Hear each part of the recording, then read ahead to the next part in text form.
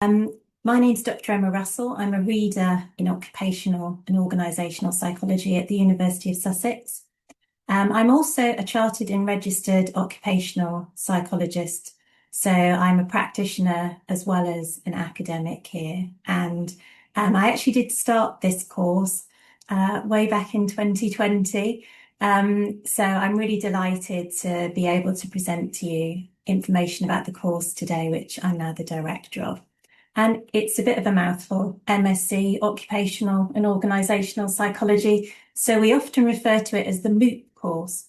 And if you choose to come and study here at the University of Sussex, you will be MOOPsters. And we have a couple of ex-MOOPsters sitting here at the moment who are probably fed up with being referred to in that way.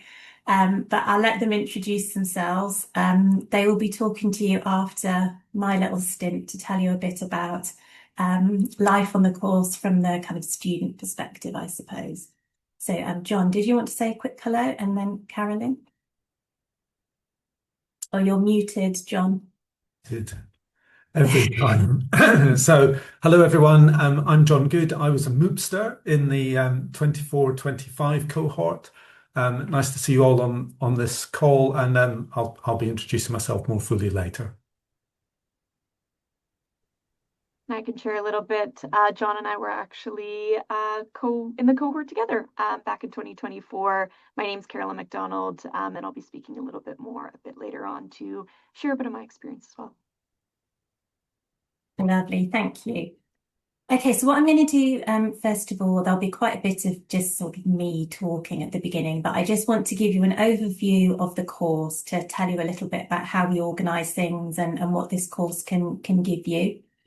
And then I'm going to do a little short kind of taster session, if you like, of the sort of research that we try to embed into our teaching and learning on the programme. So I'm just going to explain a little bit, quite briefly, about some of the research that I've been doing. Apologies to John and Carolyn, because they'll have heard all this before, but it might just give you a little bit of a flavour of the kind of things that we do as occupational psychologists, both within our research and practice, and hopefully interest you in coming to Sussex to hear more. So let's see. So I thought I first of all would just give a quick definition of what occupational and organisational psychology is. I'm assuming that if you're on the call, you have a reasonable idea of this. But just to iterate what the definition of occupational and organisational psychology is, it is the science of how people think, feel and behave, as all the psychologies are. But we're focusing particularly on work and focusing on organisations. And what we're particularly interested in is the underlying psychological mechanisms. So the kind of the hows and the whys of people's thought processes, emotions and behaviours within the workplace. And because we're generally dealing with functional adults, so people who are probably largely well enough to be within the workforce and therefore are functioning in a way that perhaps you wouldn't see in other disciplines of psychology, like clinical or educational psychology, where extra support is required. We're really working with people to help them to thrive.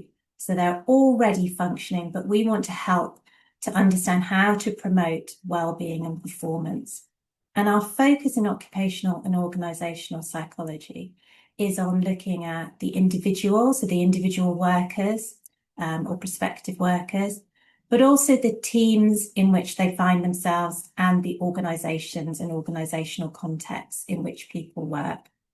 So we want to understand a bit more about how things like organisational culture might impact people's well-being and performance, team dynamics, whether different management styles are more effective for different people in different contexts, but also understanding things like how you can design jobs to be more effective. So particularly as the world of work is changing so fast at the moment with digitalisation, flexible work and this kind of thing, it's really trying to understand, how do we design work that brings out the best in people and helps them to optimise their potential. So within that, there are a range of different areas that you might find yourself working when you complete the course and you go on to try and find your jobs out there in the world of work. And I suppose the areas in which you might find yourself most likely to work are in these different fields here. So probably the biggest area would be within assessment, selection and development, particularly using things like psychometric assessments. But increasingly, of course, in new ways of assessing people, video assessment, AI-based assessment. So we really try to critique this and think about the different ways in which people assess people to understand if they're going to be appropriate to work within a particular context, but also to help develop people. So where people are struggling or want to be given some guidance on realizing their potential, how we can help to develop them. OCPSYCs also work in the field of training and coaching. So with workers who are incumbent in organisations already and trying to help them to understand, where they want to develop, where they want to progress, and then giving them the training and coaching to enable that. More and more so, perhaps sadly, working in the field of wellbeing and stress interventions. So, of course, work has become ever more intensified. We're working harder, we're working longer hours. It's trying to understand as OCPSYCs what we can do to try and intervene in that, to help manage or reduce stress and stresses and to promote well-being. Focusing very much on work and job design, this is very much embedded part of the work of an occupational psychologist, really trying to understand the nature of the work that people undertake and where that can be designed better. Also things like managing change and conflict, organisations are not static, teams are not static, and when organisations and teams change, that can cause a lot of disharmony and concern for individuals. So it's trying to help them to understand what we can do to manage that, to reduce conflict and ensure harmonious transitions wherever possible. Also working on leadership and culture programs and team building programs is really trying to understand the individual worker within a broader context of the people that they work with. So how do managers make a difference to people's working lives? How does the organisational culture or climate make a difference? The team that you're in, etc. So this is all researched and studied from a kind of scientific psychological perspective, very much to help inform best practice in respect of people at work. So as occupational and organisational psychologists, we do try and work with policymakers and practitioners wherever possible, undertaking applied research within organisations, and therefore taking very much an evidence-based approach. So using our understanding and our research to feed back into policy and practice so that organisations and workers can be healthier and more productive. In terms of where occupational psychologists end up working, so the different sectors and industries, I think this is very wide-ranging, actually. You learn a lot of transferable skills as an occupational psychologist, which would mean you're suited to work in the public sector. So within the UK, that would include things like the UK Civil Service and Government, MI6, emergency services like the fire service, etc. Lots of military settings, and then big public sector bodies like the NHS, also Department of Work and Pensions is a big employer within the civil service. But you'll also find OCPSYCs in the private sector. They can be in-house for large commercial organisations or working more in a consultancy role, so externally to large organisations but going in to assist them in their work, and that's often quite bespoke, tailored interventions. Psychometric test publishers are large employers as well. And then because it's such a flexible kind of role, because we do a bit of research, a bit of practice, a bit of policy work, you'll find lots of people quite like being self-employed and sort of dipping their toes into these different fields and sectors and areas. And then, of course, you can go into research and teaching, which is where I work. And as I mentioned at the beginning, you're generally in all of these contexts working with functioning adults to help them maximise potential. There is some work to do to help people who are not in education or employment or training as well, to get them to a level where they feel they're able to work within organisations effectively. So if that sounds interesting to you, it sounds like the kind of career you'd be interested in pursuing, Then the MOOP, that's University of Sussex, is now a well-established programme that is taught by, again, a pretty well-established team, actually, of researchers and practitioners who have been on the programme, many of them since the beginning. And we are, I think, relatively unique, if that is such a phrase, in that we're one of the very few institutions that jointly runs the masters. So both the business and psychology schools own the programme, which is really great for you as a student because it means that you obviously get double the resources and double the expertise from across both business and psychology. The course is BPS accredited. So that means British Psychological Society accredited. If you are somebody who has graduate basis for chartership, and that's something that you obtain as a result of your undergraduate study or through doing master's conversions, and John might like to speak to that as that's the route that he followed, you are then eligible to pursue a route to becoming a chartered occupational psychologist. And this course will give you the stage 1 training that's required for that. You then go on to do your stage 2, which is basically supervised practice in the field. But this programme will give you your stage 1. And we're really, really keen to emphasise professional practice throughout the programme. And one of the ways in which we do that is through professional mentoring. And I'll show you a bit more about that on the next slide. But we also like to engage regularly with practitioners.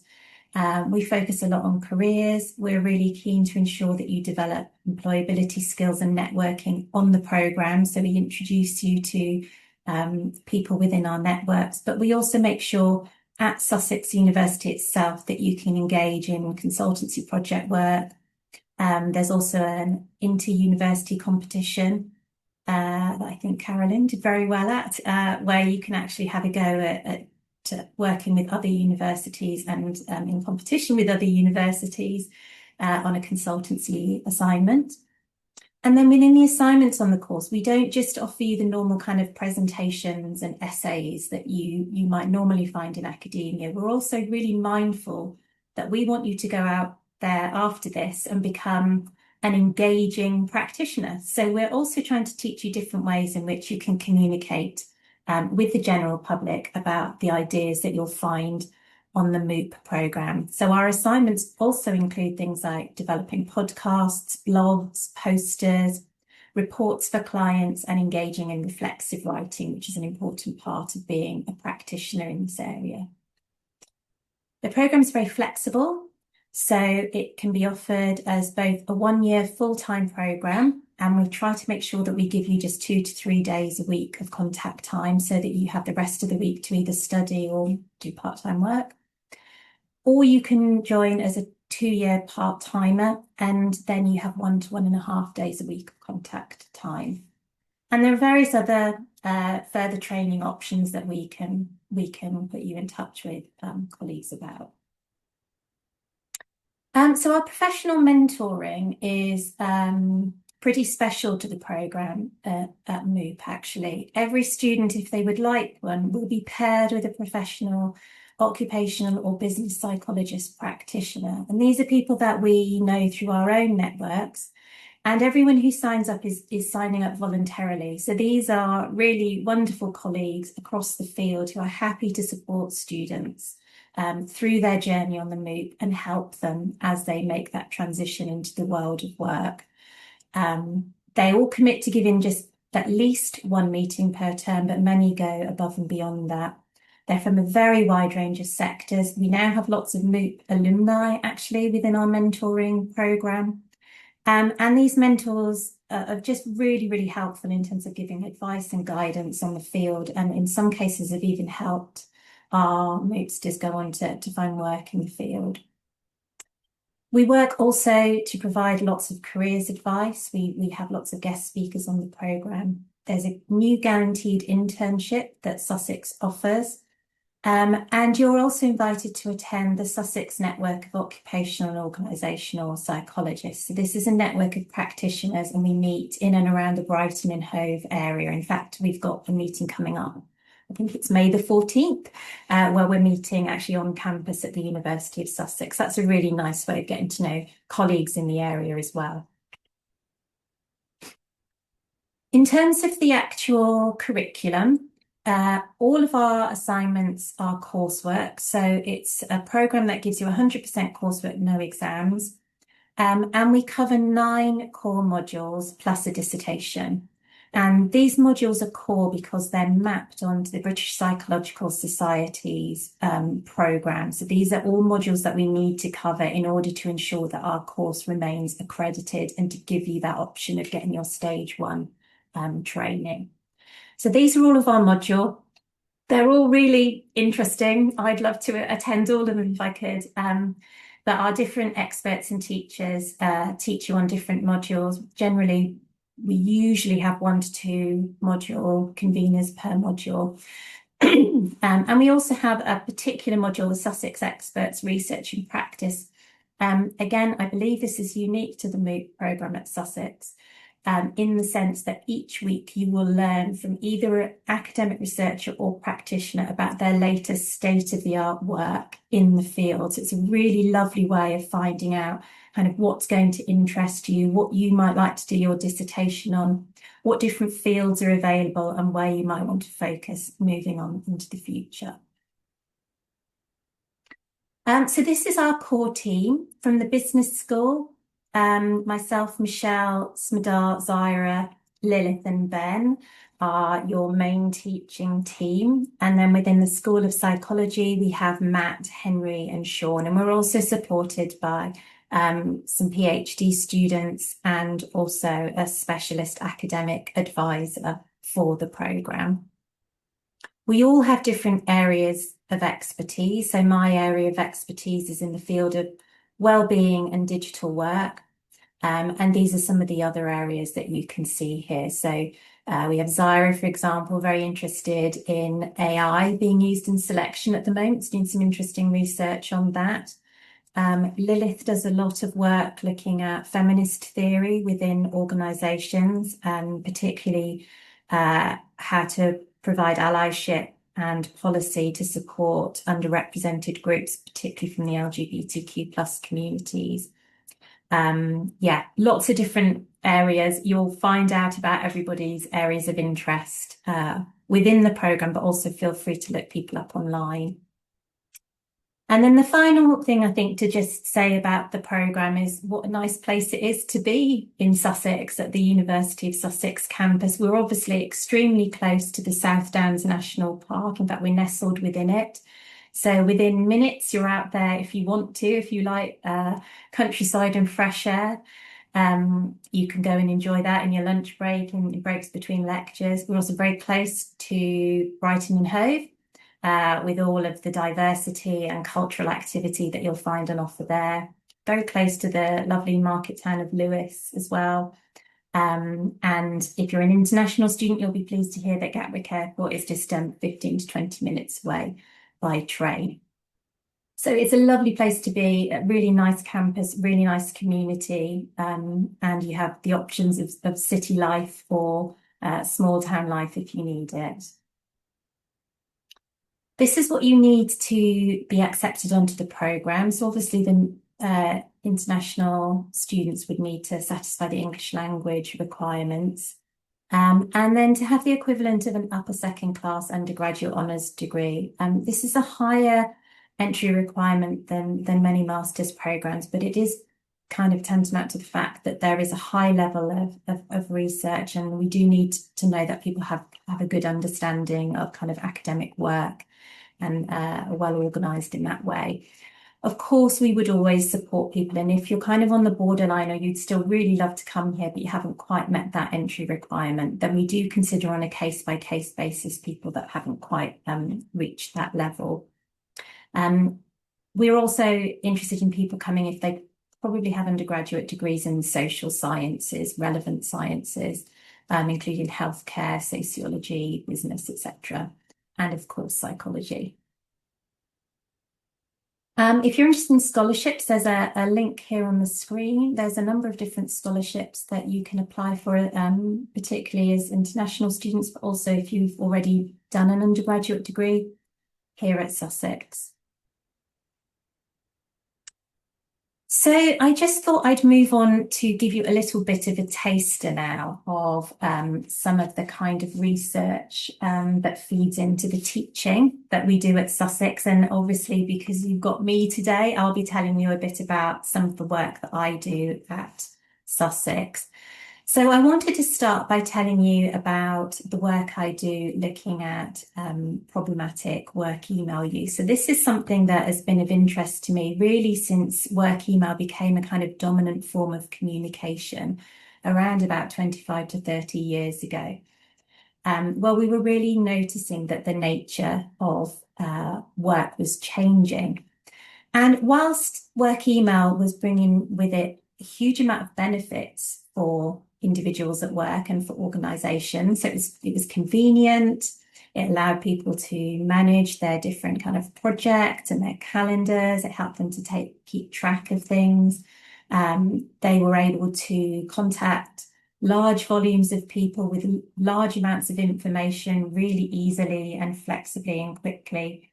So there were lots of benefits to work email when it first came in.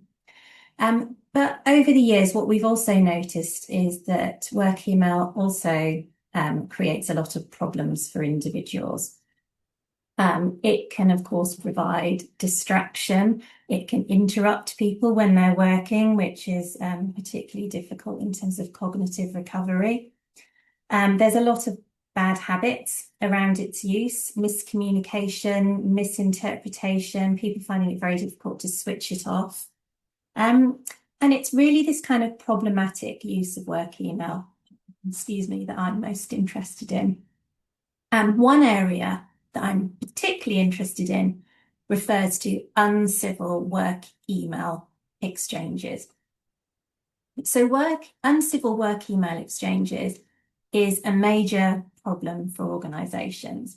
There's been a huge amount of academic research that shows that when people engage in disrespectful or discourteous exchanges with other people, that this can have negative impacts on a recipient's well-being, their productivity, problems for the organisation in terms of absenteeism and turnover and so on. And we know quite a lot about this. What we know less about, however, are the different forms of incivility that are perpetrated and who is doing the perpetration and why. So a lot of the research that I've been engaging in recently is designed to look at this. Who's doing it? What are they doing? And why are they doing it?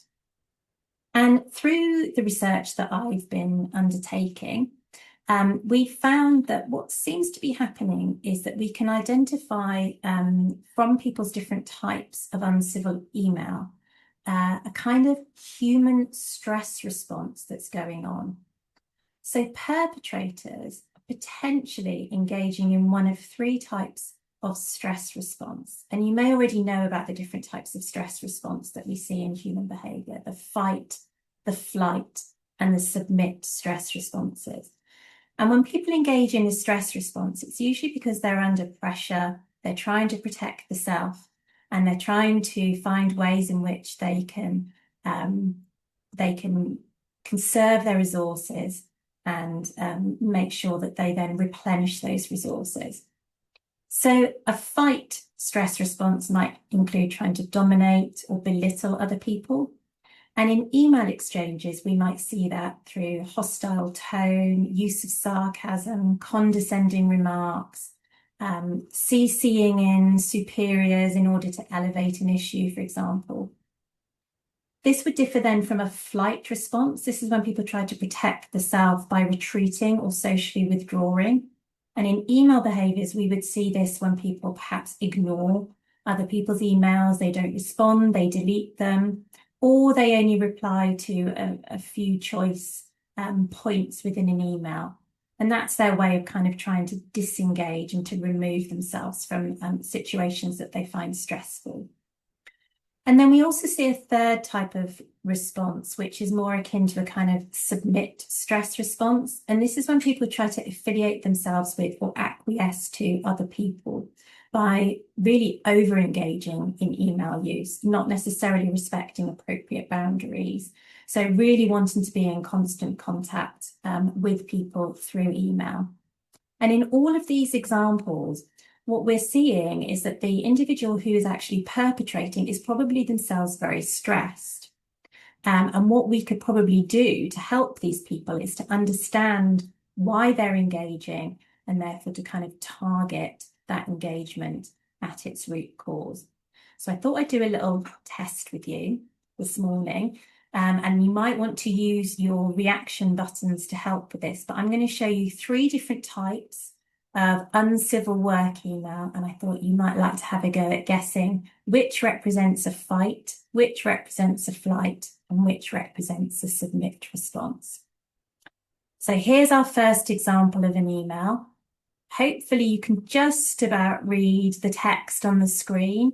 Depends if you're looking at this through your phones or not, I guess. But this is an email where there is quite a lot of negative wording, negative tone, a lot of sarcasm, somebody making very personal and derogatory remarks to the recipient. So I'll let you have a quick scan of that before I show you the next example.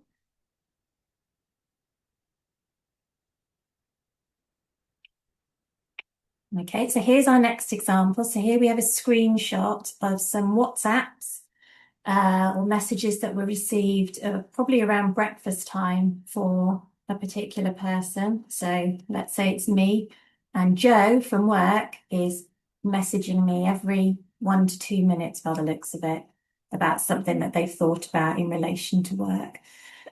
So would that be a fight or a flight or a submit response? And then the final example is a screenshot of all the unread messages that this person has at the moment. So I have seen much, much worse than this in my research, but the numbers indicated in the red circles are the numbers of messages that are currently not being responded to. So if we go back, you might want to have a little go at voting here.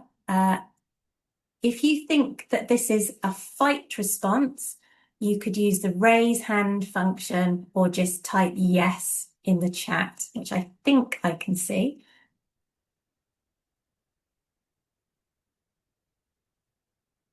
If you think it's a flight response, raise your hand or type yes. So at the moment, we've got 1 vote for fight. And if you think it's a submit response, raise your hand or type yes in the chat. Okay, so Philippa, thank you for voting. You're the only voter, and you voted yes, I think, for the fight response. So let's go on to the next one. Lucy, number 1, fight, number 2, flight, number 3, submit. So let's show you number 2. Thank you for that, Lucy. So anyone here think this is fight? Anyone think it's flight?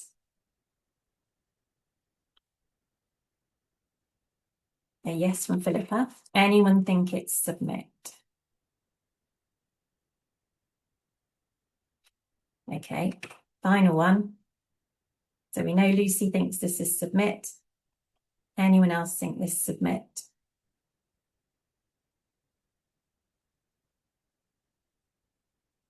Okay, I shall reveal. Philippa's thinking that this might be flight, this might be avoid. Okay, so the answers are, oops. The hostile tone and the negative responses are indicative of a fight response. This is someone trying to dominate or belittle others. The next one, this is a submit. Okay, so this is someone who is constantly kind of trying to get in touch with the other person. They're trying to affiliate themselves with the other person through this barrage of emails. They're not unpleasant, so you wouldn't necessarily read these and think someone's being rude, but they're also not necessarily that respectful of the other person's boundaries and time. And then finally, this indicates the flight response. So somebody who is just ignoring their messages, they're not responding to them. They have hundreds, if not thousands, of unread messages. within their inbox. So we've been very interested in this research to see these types of responding, and also we've been studying the numbers of people who have actually been who've been perpetrating. And what we found through that, through studying 800 people over a number of different time points, is actually we would find that there is a small group of people who are perpetrating over all of the time points. Most people actually don't perpetrate uncivil emails. It tends to be the case that even though it's a daily hassle for workers, there is a very limited group of people who are engaging in all types, fight, flight, and submit responses. And these are the people that we are now trying to develop resources to support, to help them to understand better ways of communicating, but also to ensure that what's creating these stress responses in the first instance can be kind of tackled and targeted at root cause. And now I'm quite conscious that I've been talking for rather a long time. I did have another little bit of research that I can share if time allows, but I think at this point it might be quite helpful to hand over to John and Carolyn to tell you a bit about what life as a student is like on the programme. So should we start with John, if you're ready to go? Yep, that's fine. So, hello everyone. So as I said, I studied for the MOOP in the 24-25 cohort. And just a little bit of background, because you might have noticed I might look a little bit older than the average student. So prior to coming to the MOOP, I worked for 35 years as an IT manager and IT advisor. And really that background gave me the kind of motivation, if you will, to come to psychology and come back to academia, because I saw a lot of things that, shall we say, didn't perhaps go very well. And I wanted to understand what was going on. So in technology, we often blamed the technology, or we blamed management or whatever. But actually, I was more interested in what technical people just put aside as people issues, and that's what I became more and more interested in. So my route to the MOOP, as Emma mentioned, was I did the conversion course here at Sussex because my actual degree is computer science. And that was useful for me because it gave me kind of a grounding in the academic skills I needed. So essay writing, reading papers, researching, those kind of things. So I came wanting to understand more about people and organizations, mostly the kind of organizations in which I'd worked. And my view all along was to use that to be able to go back to those organizations and offer help and support in some way, given the insights that I would get from studying psychology, to help people who work in IT not make the mistakes, to put it quite simply. I mean, Emma's mentioned a range of the things that the topics on the course. I mean, for me, the important thing is the kind of integrative nature of all of those things. I'm quite applied in the way that I think about things and how they apply to the workplace, where all of these things are going on at the same time. The things that I would highlight for me, were things like what makes leadership effective, for example. The team dynamics, Emma also mentioned that. So, most of, if not all, the work I ever did was in projects and project teams. So getting a better understanding of that. Performance management. I've been a performance manager in 9 different organizations. I'm not sure I always did it very well, but hopefully I've learned a lot about being a better performance manager now. And generally managing stakeholder relationships in organizations. So there's a lot of really interesting stuff on power and status dynamics, for example, in organizations and how those unfold. And I think I've learned a huge amount from that. So that's kind of the academic side of things. I think I also want to say that I just met the most amazing group of people. So, what a great cohort to work with. Very international, very open-minded, very happy to debate all sorts of topics, get involved in the classes. And I found that really rewarding. It's not to downplay the academic teaching that you get, but what you learn from the other students as well, in terms of their perspectives and where they've come from. And a lot of them had work experience of one form or another, which meant we were able to debate, for example, leadership quite richly in the class because everybody had experienced various leaders and managers. So that's really good. Yeah, and still a lot of happy relationships, hopefully, with a number of people that I met, including, from the student and the academic side. So I know people are sort of interested in what people do with this. I'm really doing three things. One is through being a Sussex alumni, I still connect back to the university using that channel. I'm a mentor for the on the alumni program, so I've been mentoring an MBA student, for example, in the business school, and I help the career service. Emma mentioned consultancy assignments. As a previous consultant, I've come back and helped some of the teams put together their presentations, for example, on the consulting course. I've set myself up. I'm in the self-employed category that Emma mentioned. So I've set myself up as an independent. And next month, actually, I'm delivering my first seminar back to one of the organizations that I worked with. So I'm helping a bunch of consultants on how to construct and interview, how to conduct investigative interviews much better than they perhaps did before, and how to ask better questions when they're trying to do their analysis. So I'm looking forward to that. That's nervous and happy at the same time about that. And then the third thing is that I've come back to start my PhD. So I started a PhD in January. I laughingly say that I had a gap year, which I'm really happy to now say that I've reached this age and finally had a gap year. But I've come back to study PhD, and I'm looking at when decision making goes wrong or fails, or what makes poor quality decisions, and trying to understand those psychological processes Emma talked about in the workplace as to what is happening when decisions don't necessarily go well, in particular on projects. So I'm 3 months in. I'm afraid I don't have any insights yet, but really enjoying my new career in academia, if I can put it that way. So thank you. Happy to answer any questions. Fantastic. Thank you so much, John. And yeah, John was a very engaged student on the MOOC program, and I might say maybe the informal social secretary as well at certain points. Anyway, our other fabulous ex-MOOCster, well, once a MOOCster, always a MOOCster, is Carolyn. So I'll pass over to Carolyn now.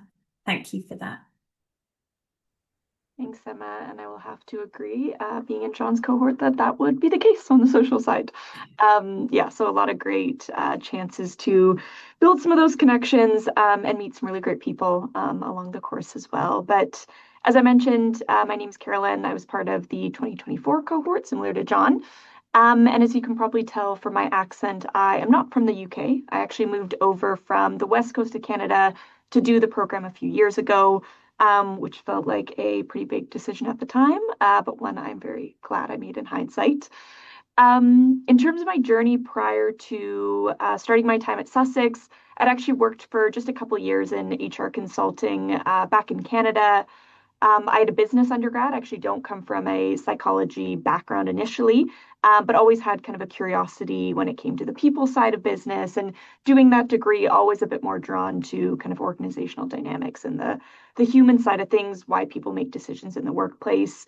I'll also say I actually had no idea what organizational psychology was during my time in my undergrad. But really just started to learn a little bit more from some of my colleagues that I was working with in the years after. So for those that are on the call coming out of this first degree, you're actually miles ahead of me. So well done on that. And since graduating at Sussex, I've started working as a senior consultant at a firm called BTS. It's a global consulting firm that kind of focuses more so on the people side of strategy. So as Emma mentioned, really focused on kind of the private sector side of things, sitting in the consulting space, and today working on our talent insights and assessment team. So it's a broader organization working with some strategy colleagues, leadership, coaching, all that good stuff. But I'm sitting in our assessment group. And so really in collaboration with my colleagues, it's a bit of a mix, but really looking to kind of build often simulation-based assessment and development centers for a range of clients in our group. So that's a little bit about what I'm doing today. In terms of some of the pieces I'd maybe highlight from my time at Sussex, there's a few that pop up.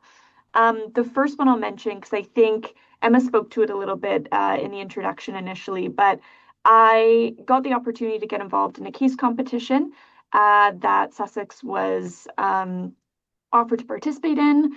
And essentially it was, a really great chance to apply some of the learnings that we had done on the course to a real world problem. I think for us, it's centered around candidate perceptions around using psychometrics during the job selection process, getting a sense of what people were finding in terms of the pros and the cons. But really, what I found was it was a great way to work with some colleagues outside of the actual course. Of course, was only an opportunity provided by being on the course, and also the chance too to get out and kind of explore a little bit and network with some potential employers. This was set up by the Association for Business Psychology, so a pretty big organization in the UK. And they actually have client sponsors that would present some of these challenges. So we got a chance to work with them and present. And really, it was just, yeah, a cool opportunity to come in and apply some of the pieces we had learned in the first kind of half of the course to a real world project and some research that was being done outside. And meet people along the way. And I'll say it's not kind of all about the bragging rights, but I will say it is something that was really great to give you something to speak to in evidence or in interviews as some evidence that kind of goes beyond coursework. I won't boast too much, but we did actually win that year. And that was quite a fun thing to share back with the course as well. So that was a big highlight. I think the other one for me as well would probably be the dissertation and kind of working towards that the latter half of the year. I think I found it quite helpful to choose a topic that I think I was genuinely curious about. For me, that was hybrid, or what was it? Early career experiences in hybrid and remote working environments. Felt really topical, certainly kind of a year or two back. I'd say still pretty topical today. But just as you're kind of getting into the work, and of course, it's a lot different points where you're analyzing a lot of different data sets, and it can be a bit overwhelming. But really choosing a topic that, again, you're kind of passionate about and you want to continue going back to was a big help. And again, I think just allowing the first half of the course as a chance to explore some of those areas a little bit more definitely made it a bit easier to choose a topic there. But yeah, I'm trying to think anything else I'd maybe share just in terms of advice and any questions that come up, I'm happy to answer as well. But I think really leaning into the experience and, knowing that it's a year of your time, investment from you and your family to join the course, really taking advantage of the opportunities that the program allows at Sussex, getting involved in the coursework, case competitions, research opportunities. There's a lot of unique chances just to kind of step in and really make the most of it during your time there. And I really encourage any folks that are considering the course to give that a go. I wouldn't be where I am today in terms of being based in London and kind of my life here and doing the work that I'm doing without my experience at Sussex. So yeah, I would say lean into it, be curious, ask all the questions that you want to ask both before and during the program. But yeah, ultimately, I think, if you're curious about how people make decisions in the workplace, this is a really great program, both, if you want to go on the academic side, if you want to go back into industry and kind of explore that, there's a lot of different routes you can take here. Fantastic. Thanks, Carolyn. That's really great. To give you an opportunity to ask those questions, really. So I don't know, Ben, I think you Yeah, I can help with the questions. Thank you, everyone. That was great. So yeah, if you do have questions, please do put them in either the chat or the Q&A. Either one's fine. Lucy has asked a question, Emma, and I'll put it to you. Not sure if it's 100% you'll be able to answer it, but I'm sure we can find someone, Lucy, afterwards. If not, we could answer. So Lucy's asked, they're really interested in completing the Masters. However, their end goal is to emigrate to Australia and become an occupational childhood psychologist there. But they're still deciding, really. But they've completed the organisational psych module with Karen this semester and loved it. As most Masters courses are BPS accredited from the research, am I right in saying it is not applicable accredited there? And would I have to do a conversion course? Any advice would be appreciated. Probably there's a couple of things to say. So sorry, I can't see your question, Lucy, but I'm assuming you're saying childhood or occupational psychologist. Perhaps you're deciding at the moment. They are very different fields to go into. So if you're interested in doing, for example, childhood psychology, you'd normally train as either an educational or a clinical psychologist with a specialism in child psychology. If it's occupational psychology, then obviously, yes, this is an appropriate route for you to follow. I think it's Australian Psychology Association that you would need to be in touch with. They have a route to becoming registered, but their model is based on, my understanding is their model is based on the British model. We were basically the first over here to set up chartership registration, etc., for psychologists in this way. So with kind of equivalent developed countries, there's often parity in assessing your background status. So whilst I cannot say, because I don't know the Australian system, whether the stage 1 qualification here could translate to Australia, I suspect it's likely, and I would encourage you to make contact with the Australian Psychological Association just to double check that and to see whether this master's is appropriate to confer you for the first stage of chartership over there. I hope that helps. Sorry, I'm not an expert on the Australian approach, but sounds very exciting. So yes, whatever you choose to do, good luck with those ambitions. Thank you, Emma. Yeah, Lucy said that's very helpful, so thank you. Okay, great. Ron has asked a good question. Where are the internships typically based, and how are students matched with placement organisations? Okay, so this is a brand new system this year that Sussex is setting up. And my understanding, though I think Ben may have more background on this because it's a business school-wide system, is that you're supported to help apply for the different internships that are advertised. And if you don't get any of the externally advertised internships, there will be an internal internship consultancy offering that will be made to you. So I think that that's correct, Ben, but I would appreciate if you could just clarify if that is the case.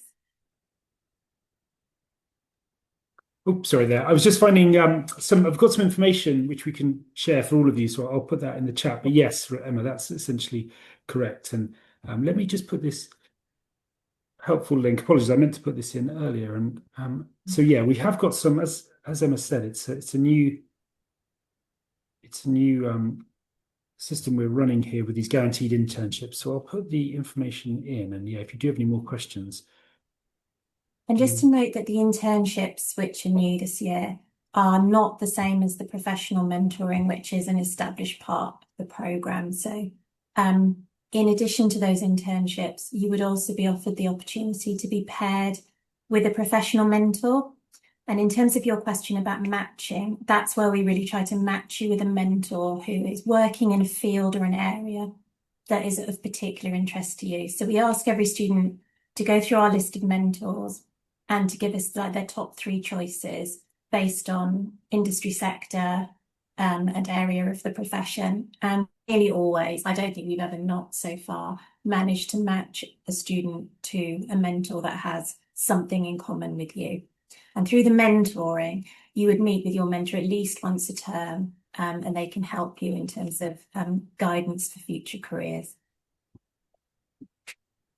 Thank you, Emma. Yeah, I've shared that link in there, and there is lots of really helpful information around it. And as Emma said, there's two different routes. There's one through our student consultancy, and there's also an online internship with an employer in or outside of the UK. And we do guarantee your first and second choice. So you make 2 choices, and if you can't get your first choice, unfortunately, then you would be guaranteed at least your second choice. But have a look at the link. We've got some videos there as well in that link, which really explains it well from our careers and entrepreneurship team. Philip has asked when the next intake is and get an idea of timelines and submission dates. So that would be this September. Is that correct, Emma? Yes, that's right. Yeah. So our next cohort will start in September. And you would be in with a brand new cohort of full-timers plus the second year part-timers from last year. So yeah, we obviously run it over 1 or 2 years. So if you're wanting to do it as a 1-year program, you start in September, you finish most of the teaching by May time, and then you're doing your dissertations over the summer, which is then submitted at the beginning of the next September. If you're doing a 2-year program, then you basically double that. Emma, on the 2-year program for the part-time, are the part-time cohort, are they taught alongside the full-time Yes, cohort? yes. So they're fully integrated. So they come in for one of the days of the week. They come in for 1.5 days in the second year. But they are always working with the rest of the cohort. So I think that's something that we've really tried to design into the course so that the part-timers don't feel like they're kind of separate off on their own, but they're as involved as everybody else. I just want to think for John and Carolyn, you probably had about 4 part-timers possibly. So I'd say the majority are usually full-time, but we do always have some part-timers. Yeah, I think in our year is about 4, so. Yeah. Thank you.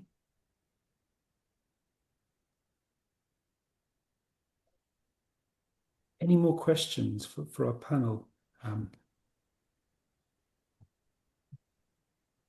Thank you for your question, Philippa, as well, and Rana as well. Do pop them if you have any more. I know it takes sometimes a little while people are typing, so we'll hang around. Emma, I had a question actually. In terms of, you mentioned the backgrounds of people who generally come onto this, and you mentioned people who may have studied psychology. If someone hasn't studied psychology previously at college or university, would that put them at a disadvantage? No, not at all. So the main thing is if you're wanting to pursue the route to chartered status, you do have to have what the British Psychological Society call graduate basis for chartership.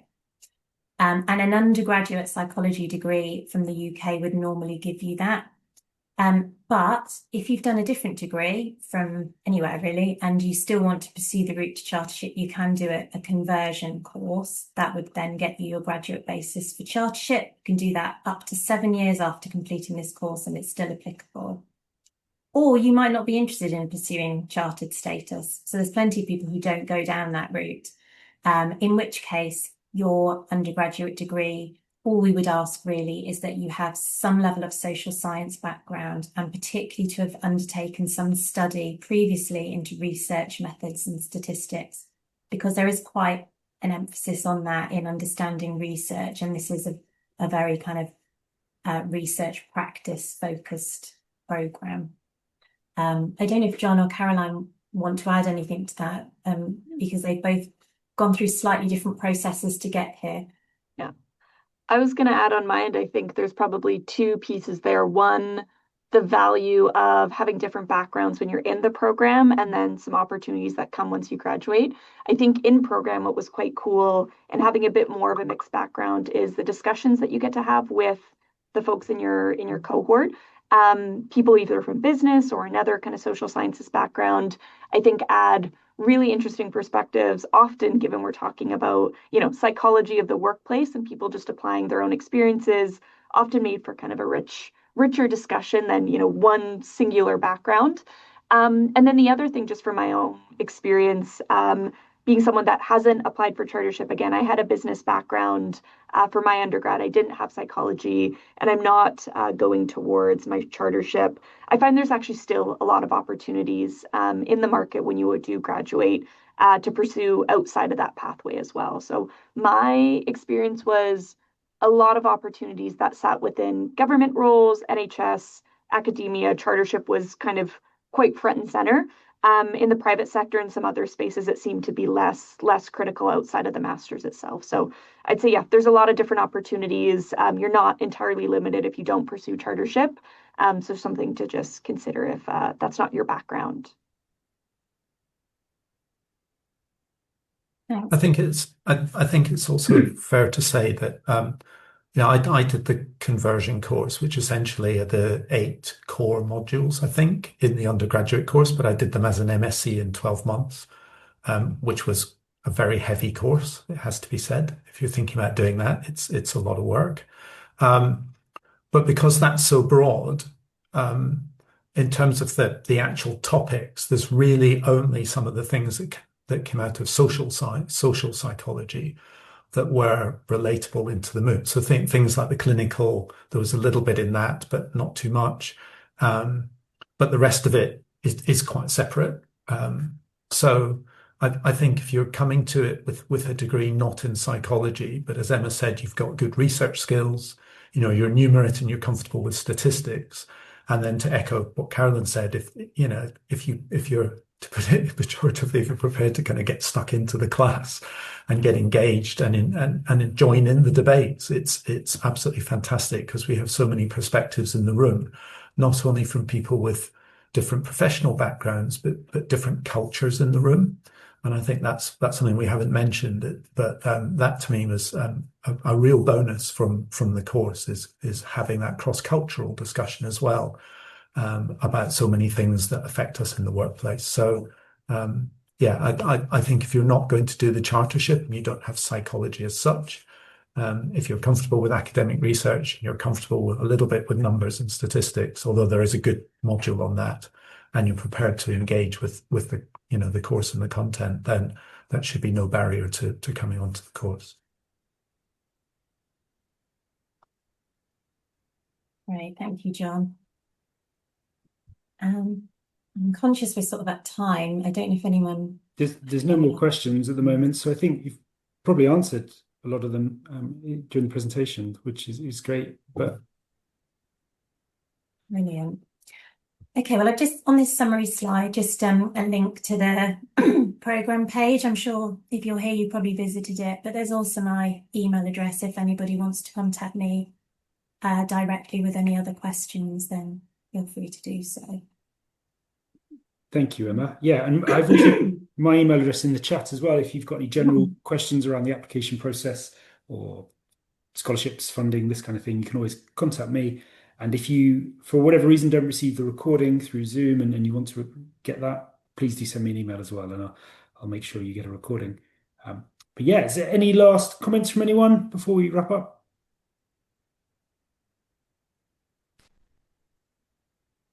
No, doesn't look like it. Thank you, everyone. Thank you so much, Emma, Caroline, and John, and thanks for everyone for attending and for your questions. And yeah, well, hopefully we'll see some of you on campus soon. But thanks, everyone. Take care. Thank you. Thanks Bye. very much. Bye.